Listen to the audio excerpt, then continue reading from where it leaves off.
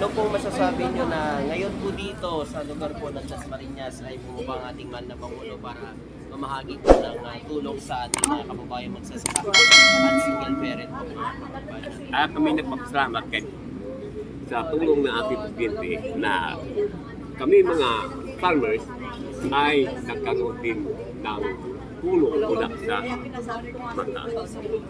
Ngayon, kami mga farmers, kung tutusin, kami ang nagpapakain labong. Kaya lamang na kami ay bigyan nila ng halaga, tulong. Kaya pasalamat kami sa gobyerno sa paraan na lumalapit na sila sa amin. At kami na mga farmers ay gusto rin namin na makatulong sa gobyerno, sa mga bayan. Kung walang farmers,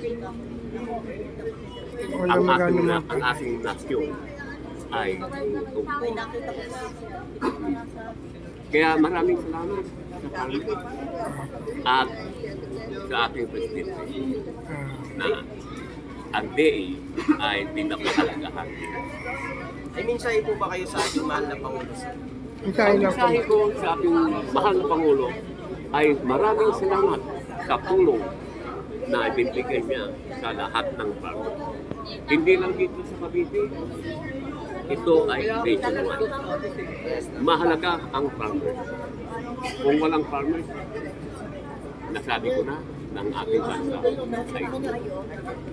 ay programa ng ating mahal na Pangulo ay matulungan ng ating mga kababayan magsasaka.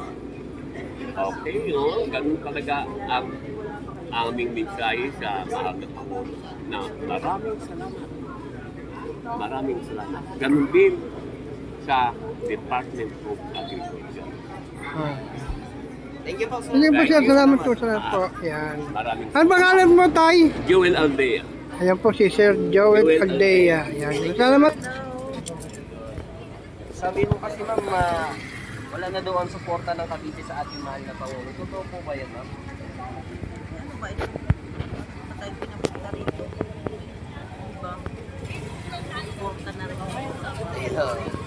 Thank you, ma'am. Ay, ma'am. Taga saan po tayo, ma'am? Imos Cavite. So, ibig sabihin po, hindi na po taga Dasmariñas. So, marami po rito iba't ibang lugar sa Cavite. Ano ng tao? Salamat po. Kung makikita nyo, meron siya pong mga pangkarito no, sa mga mangisda. No? Ayun nga po ay pinamigay niya sa iba't ibang lugar. No? Kagayo pa sa Tawi-Tawi, sa Sulu, Cagayan, isa pa sa Maynilate. Yan, makikita nyo mga lodi.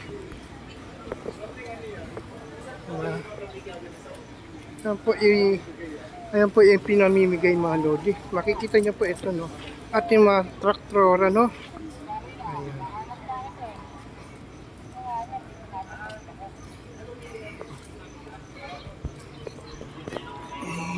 Mga lodi natin. Ayan, sila kuya. Development of Salt Industry Project.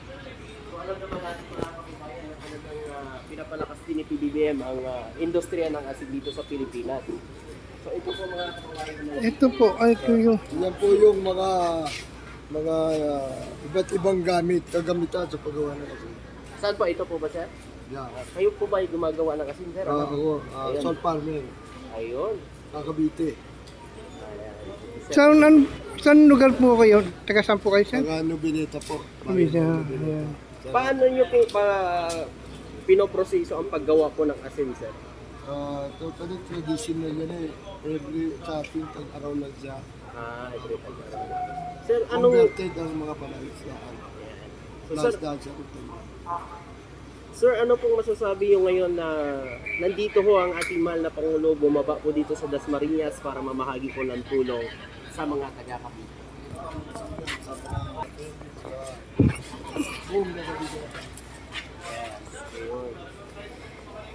May mensahe po ba kayo sa ating mahal na Pangulo po? Sana, mahal na Pangulo, patuloy niyo pa pong paunlarin yung umihinang produksyon ng asin sa Pilipinas. Sana po muli natin mapasigla at mapalago po natin at mabuhay po ang asin muli dito sa atin po sa Pilipinas. So alam ko po sir, may natanggap na rin po ako na permado na rin ni Pangulong Ferdinand Marcos Jr. yung pagpapalakas nga po ng industriya ng asin dito sa Pilipinas. Dahil dinaasahan ng ating mahal na Pangulo na makapag-export pa tayo sa iba't ibang mga bansa ng asin. Yun po ang sinabi natin. Sana nga po hindi na tayo mag-export sa ibang bansa.